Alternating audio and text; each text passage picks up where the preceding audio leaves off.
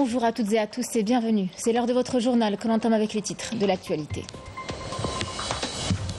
30 millions de dollars seront accordés à la reconstruction de la ville palestinienne de Jenin suite à l'attaque barbare et criminelle lancée par les forces d'occupation sionistes contre la ville et son camp en Cisjordanie. Une décision du président de la République, Abdelmadjid Tebboune.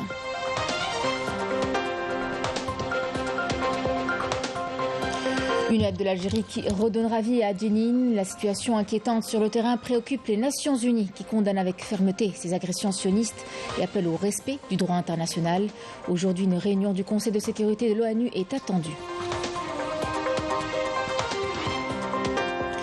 Célébration à l'étranger du 61e anniversaire de la fête de l'indépendance et du recouvrement de la souveraineté nationale par les membres de notre communauté établie en Amérique et en Europe notamment. Cérémonies, activités, manifestations ont été animées pour ne jamais oublier les sacrifices de nos martyrs. Nous reviendrons ce midi sur les Jeux sportifs arabes 2023 et la journée d'hier qui a été marquée par la distinction de plusieurs athlètes algériens.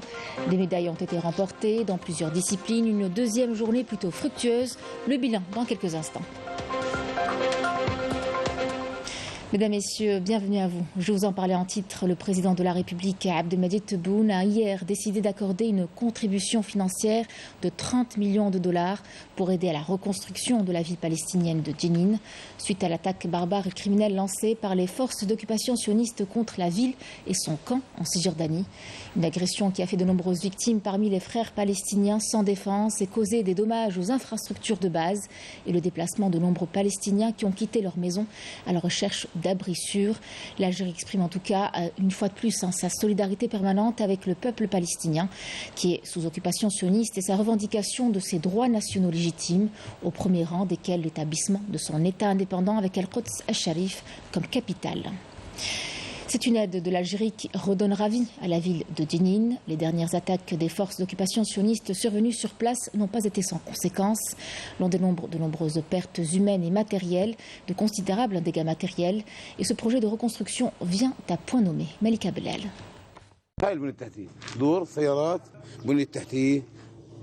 ville de Jenin va redevenir comme avant grâce à la volonté du bon Dieu. Dieu est grand. La ville de Jenin fait face à un nouveau chapitre d'agression.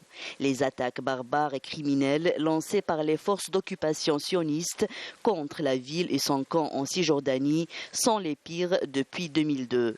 Ces agressions survenues lundi 3 juillet ont fait de nombreuses victimes et causé d'importants dommages aux infrastructures de base. De nombreux Palestiniens ont même quitté leur maison à la recherche d'abris sûrs. Les propriétaires de ces terres, c'est le peuple, c'est des civils. Nous avons perdu des vies, des hommes, des femmes et des enfants. Les habitants de cette ville sont considérés malheureusement comme une armée et non pas comme de simples citoyens qui ont le droit de vivre.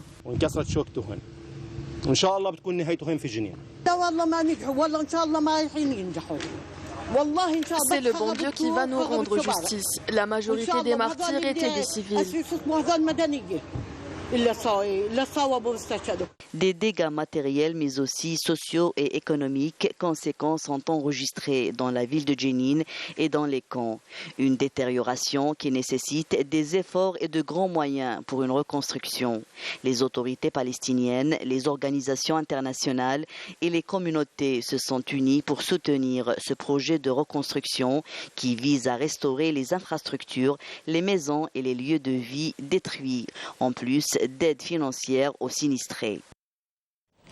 Et avec la régression sur le terrain de la situation en Palestine et les violences qui s'y succèdent, les Nations Unies ont fermement condamné les agressions sionistes et appellent au respect du droit international. Les experts onusiens sont préoccupés par cette inquiétante situation et parlent même de crimes de guerre. Une réunion du Conseil de sécurité de l'ONU est attendue aujourd'hui. Yassine Massaoudi. L'agression sioniste contre la ville de Jenin et son camp, au nord de la Cisjordanie occupée, a coûté la vie à 13 Palestiniens, dont 5 enfants, et blessé plus de 140 autres, dont une trentaine dans un état critique. Elle a également causé des dégâts à 80% des maisons palestiniennes. Quelques 15 000 Palestiniens résident dans ce camp, composé d'1 millier de propriétés. Ces agressions qui ont suscité l'indignation des Nations Unies, qui a fermement condamné la violence des forces d'occupation sionistes, les appelant à respecter le droit international. Antonio Guterres a qualifié ces agressions de pire violence en Cisjordanie depuis de nombreuses années, faisant plus de 100 blessés parmi les civils. Selon un communiqué de l'ONU, ces raids militaires de l'armée sioniste pourraient être qualifiés de crimes de guerre.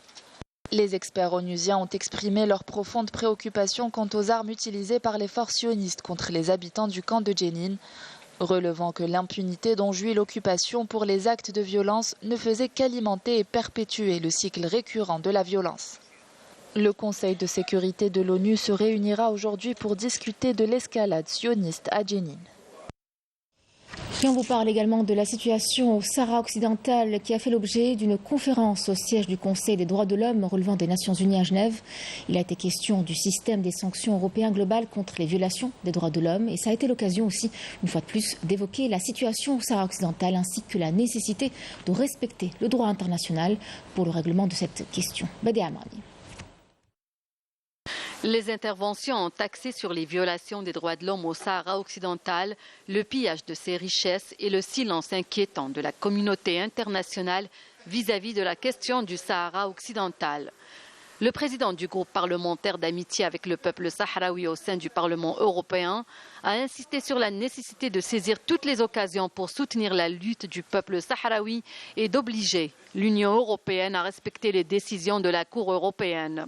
De son côté, le député européen Miguel Urbán Crespo a affirmé que la question sahraoui fait face à une injustice continue et sans pareil au sein des institutions de l'Union européenne, soulignant que la place privilégiée du Maroc au sein de l'Union européenne a encouragé le système du Marzen à exercer toutes sortes de chantages et octroyer des pots de vin. L'on se rappellera par ailleurs l'épisode de corruption qui a éclaté l'année dernière et qui a pris de grandes proportions au sein du Parlement européen. D'autres députés, à l'instar des Italiens, ont insisté sur la nécessité pour l'Europe d'être en accord avec ses principes et les décisions internationales, précisant la poursuite de leur mobilisation aux côtés du peuple sahraoui pour arracher sa liberté.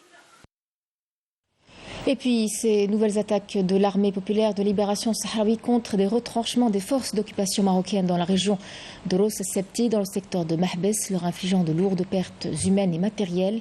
Pour rappel, l'armée sahraoui avait auparavant ciblé des positions des forces d'occupation marocaines dans les régions de la Gued et l'Aria, au niveau du même secteur.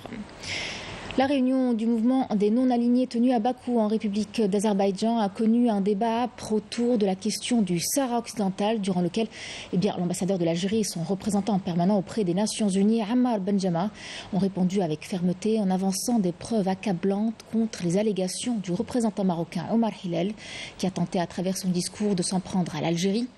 Habitué à ses rôles comiques en tant que porte-voix du régime du Marzen, ce dernier n'a pas eu suffisamment de courage, cette fois-ci, de mentionner directement le nom de l'Algérie, se contentant d'allusions indiscrètes. La réponse ne s'est pas fait attendre, venant du représentant de l'Algérie, l'ambassadeur Ammar Benjama, qui a rappelé à l'entame de son discours les propos des ministres des Affaires étrangères de la communauté nationale à l'étranger, Ahmed Attaf, lequel avait salué les positions du principe du MNA et sa solidarité constante avec les causes palestiniennes et sahraouies face aux tentatives d'obscurantisme et de déformation, de tromperie également et de désinformation auxquelles elles sont confrontées à chaque fois.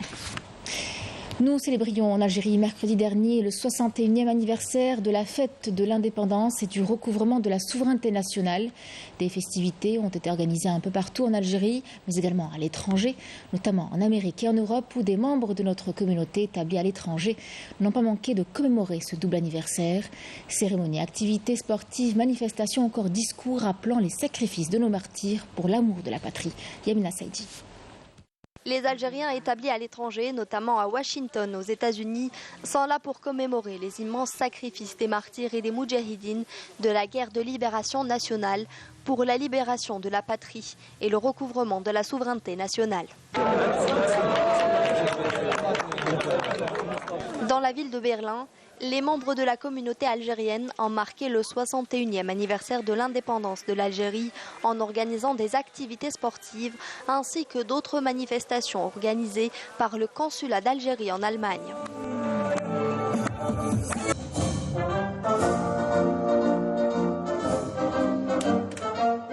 Hier, Hier à Lille, le collectif des Algériens des Hauts-de-France ont organisé une cérémonie marquant l'anniversaire de l'indépendance de l'Algérie. Cette cérémonie a réuni plusieurs membres de notre communauté, y compris des moudjahidines. La cérémonie a débuté par l'hymne national, suivi d'un discours prononcé par le nouveau consul général d'Algérie à Lille. Un discours qui lui a permis de s'adresser à la communauté pour la première fois et de souligner l'engagement du président de la République à soutenir notre communauté et de l'inclure dans le projet de développement d'Algérie. Nous sommes fiers de marquer ce jour de l'indépendance de l'Algérie, puisque c'est notre identité qui est exprimée ici. Le fait qu'on fête ce 5 juillet, c'est aussi un rappel que nous sommes l'identité algérienne et que nous sommes fiers que l'Algérie ait obtenu son indépendance après avoir combattu le pouvoir colonial français. Il faut vraiment ne pas oublier ses origines, ses racines et être fiers de nos origines et de ce qu'ont fait nos parents pour l'Algérie. Et aujourd'hui, on est fiers d'être algériens. Nous sommes tous ensemble et nous sommes tous fiers d'être algériens et algériennes. Chaque année, le 5 juillet est célébré en Algérie comme à l'étranger. Et pour les membres de la communauté algérienne, la fête de l'indépendance et de la jeunesse est le symbole même de l'attachement au pays et à la liberté. Et à l'occasion des festivités de ce 61e anniversaire de l'indépendance et de la jeunesse, des milliers de familles algériennes ont bénéficié de logements flambant neufs, tous segments confondus. Plus de 150 000 logements au total. La télévision algérienne a accompagné cet événement national à travers une journée fil rouge. Yemina Saïdi. 7 421 logements ont été distribués dans la wilaya de Sétif. Des habitations qui répondent aux normes d'urbanisme les plus récentes et qui disposent de toutes les commodités nécessaires. À cette occasion, les bénéficiaires n'ont pas manqué d'exprimer leur joie et leur gratitude. Nous remercions Dieu d'avoir pu bénéficier d'un logement. C'est une bénédiction pour nous. Les appartements sont bien réalisés, que ce soit à l'intérieur ou à l'extérieur. Nous vivions dans l'exiguïté. Aujourd'hui, nous allons commencer une nouvelle vie. Nos nouveaux logements sont très spacieux. Je tiens à rappeler que durant l'année en cours, nous avons distribué près de 400 000 logements, dont 150 000 unités ont été distribuées en début de l'année. Nous comptons livrer à l'occasion du 1er novembre un nombre important de logements. À cette occasion, je tiens à rendre hommage à tous les cadres du ministère de l'Habitat à l'échelle nationale. Le rêve est enfin devenu réalité pour les habitants de Chlef. Plus de 1200 logements, toutes formules confondues, ont été distribués à leurs bénéficiaires. C'est un acquis important pour la wilaya de Chlef et une grande joie pour nous. C'est une grande joie. Nous avons enfin un toit sur la tête. La célébration de la fête de l'indépendance et de la jeunesse a donné lieu à une cérémonie de distribution de 300 logements de divers types ainsi que des aides pour l'habitat rural au profit des habitants de Janet et Borj El Hawass.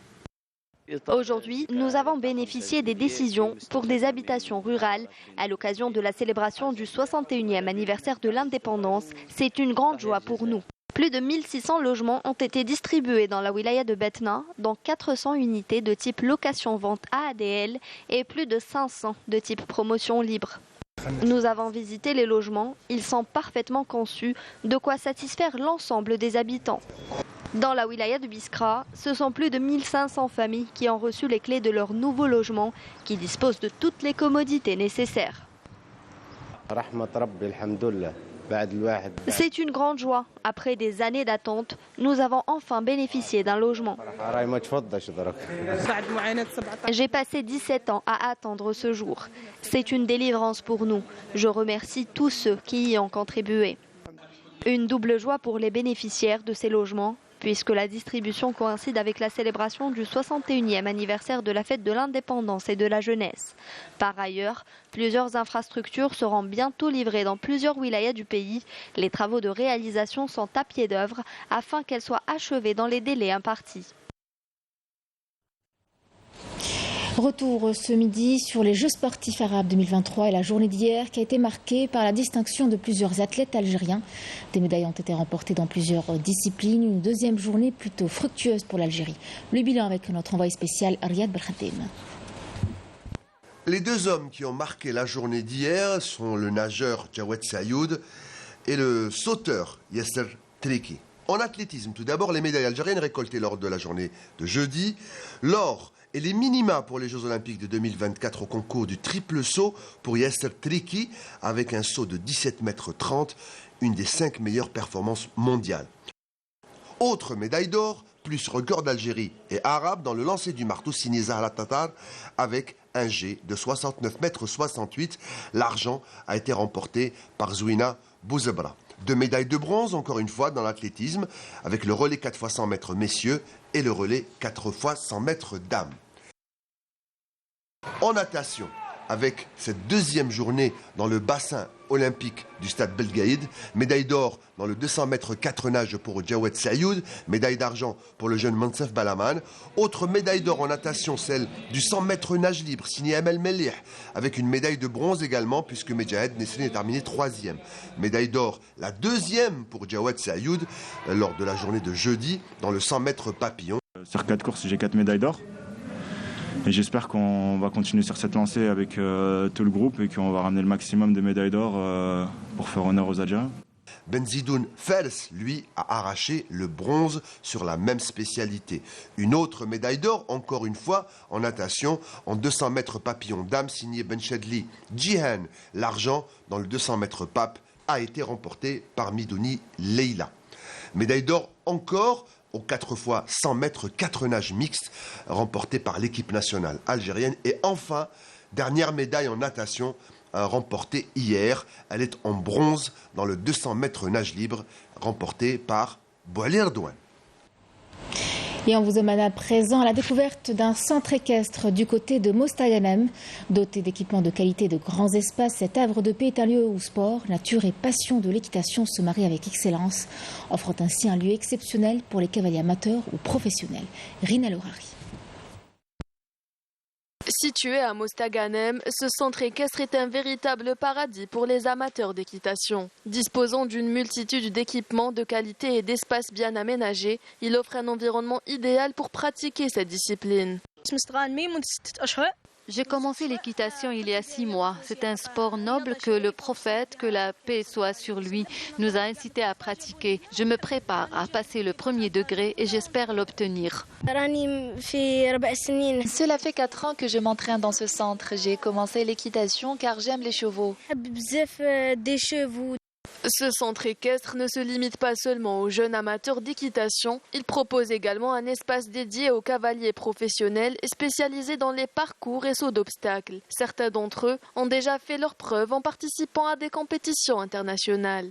Notre club a obtenu des prix sur la scène nationale et internationale. De nombreux cavaliers ont décroché des distinctions dans les différentes catégories, seniors, juniors et même chez les enfants.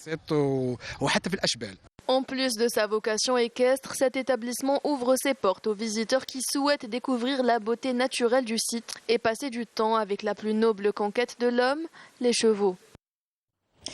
Et avant de boucler notre édition, cet appel à la vigilance, des températures caniculaires pouvant atteindre les 46 degrés Celsius affecteront aujourd'hui et demain plusieurs wilayas de l'est et de l'ouest du pays. Placés en vigilance orange, ce BMS concernera aujourd'hui les wilayas de Boumardès, Tizi Ouzou, Béjaïa, Djidjel, Skikda, Annaba et Taraf, où les températures maximales prévues oscilleront entre 40 et 44 degrés Celsius et peuvent même atteindre ou dépasser localement 46 Celsius degrés sur le sud de ces wilayas. La canicule affectera également les wilayas de Tiaret, Tissemsil, Defla, Médéa, Djelfa, Bouira, Msila, Batna, Mila, Constantine également, avec des températures maximales qui oscilleront entre 43 et 46 degrés Celsius. Et pour ce qui est du BMS canicule émis mercredi dernier, eh bien, il reste toujours en vigueur. Voilà, c'est sur cette information que se clôture notre édition. Merci à vous de l'avoir suivi. Tout de suite, les nouvelles du ciel. Et à 19h, vous retrouverez Monel Arch pour l'édition du soir. Excellent après-midi à tous.